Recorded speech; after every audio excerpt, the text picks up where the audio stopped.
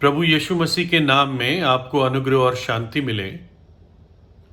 एक बड़ी कंपनी का एक ट्रस्टेड भरोसेमंद एजेंट था और उस एजेंट के पास कंपनी की तरफ से कुछ फंड्स रहते थे उसके इस्तेमाल के लिए, लेकिन उसका वो अकाउंटेबल था, हिसाबदेही था उसका।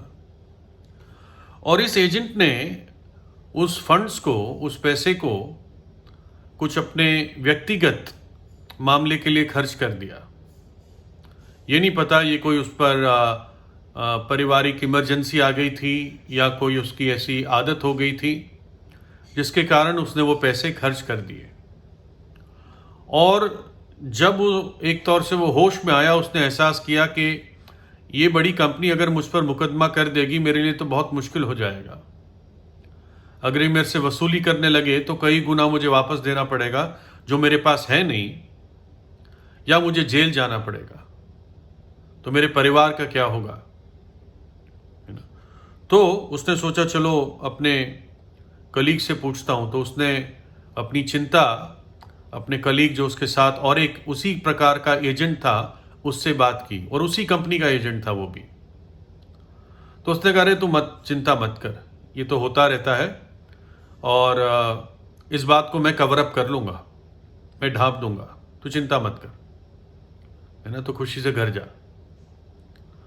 तो उस आदमी ने सोचा कि मेरे बराबर ही इसकी सारी क्वालिफिकेशंस है और जितने पावर इसको कंपनी ने दे रखे मेरे बराबर ही है, तो ये कैसे कवर अप कर देगा मेरे लिए। और तब उसने कहा, नहीं नहीं, तू सही व्यक्ति नहीं जो इस बात को ढांप सकता, मैं तेरी सलाह लेने आया था, मैं तेरे से कवर अप कराने नहीं आया था। बोला, फिर उसने कहा कि तुम कुछ मत कर, मैं अपने आप देख लूंगा। तो फिर जब उसने इसको गंभीरता से और सोचा, उसने कहा मुझे अब रिस्क लेना ही पड़ेगा, मुझे सही कदम उठाना ही पड़ेगा। तब वो कंपनी के मालिक से जाके मिला और कंपनी के मालिक के सामने उसने अपनी सारी गलती मान ली और बता दिया कि मैंने कंपनी के पैसे खर्च कर दिए हैं और मेरी इच्छा तो है वापस लौटाने की, लेकिन मैं इस परिस्थिति में नहीं हूँ, है ना। और कंपनी का मालिक तो है ही, लेकिन कंपनी के और भी बोर्ड मेंबर्स होते हैं। तो फिर मालिक ने कहा, देख तूने बड़ी गलती की है और अगर तू फंसेगा तो इसमें बहुत बुरी तरह फंसेगा, लेकिन ऐसा कर तू, उसने उसको चेक काट के दिया। बोला, इससे तू वापस सब भर दे और मैं कवर अप कर दूंगा इस बात को, है ना, मैं इस बात को सेटल कर दूंगा। और तब वो व्यक्ति जो एजेंट था उसने एक तसल्ली की सांस ली। इंग्लिश में कहते हैं साई ऑफ रिलीफ, कि मेरी समस्या वास्तव में अब समाधान हुई है, सुलझी है अब। और जब परमेश्वर इस प्रकार एक व्यक्ति का पाप क्षमा करता है तो व्यक्ति तसल्ली की सांस लेता है। इससे फर्क पड़ता है कि आपकी गलती या पाप कौन ढांपता है ना। मैं कहूं मैं आपके पापों को ढांप दूंगा तो मेरे अंदर क्या ताकत है ना। मैं खुद एक पापी आपके पाप को कैसे ढांप सकता हूं। भजन 32 जो मशहूर वचन है, 1 से लिखा है, क्या ही धन्य है वह जिसका अपराध क्षमा किया गया और जिसका पाप ढांपा गया हो। क्या ही धन्य है वो मनुष्य जिसके अधर्म का यहोवा परमेश्वर लेखा ना ले और जिसकी आत्मा में कपट ना हो। जब मैं चुप रहा, यानी जब मैंने अपने पाप को छिपाया, तब दिन भर कराते कराते मेरी हड्डियां पिघल गई, क्योंकि रात दिन मैं तेरे हाथ के नीचे दबा रहा और मेरी तरावट धूप काल की सी झुर्राहट बनती रही। जब मैंने अपना पाप तुझ पर प्रकट किया और अपना अधर्म ना छिपाया और कहा, मैं यहोवा परमेश्वर के सामने अपने अपराधों को मान लूंगा, तब तूने मेरे अधर्म और पाप को क्षमा कर दिया। है ना? यहां पे भजन लिखने वाला कहता है, जब तक मैं अपनी गलती, अपना पाप छिपाते रहा, मैं अंदर ही अंदर से सड़ता रहा, खोखला हो गया, सूख गया। लेकिन जब मैंने अपना पाप प्रभु के सामने प्रकट किया, मान लिया, जैसे था वैसे बोल दिया, तब तूने मेरे पाप को क्षमा किया। तूने मुझे वो तसल्ली दी, वो शांति दी।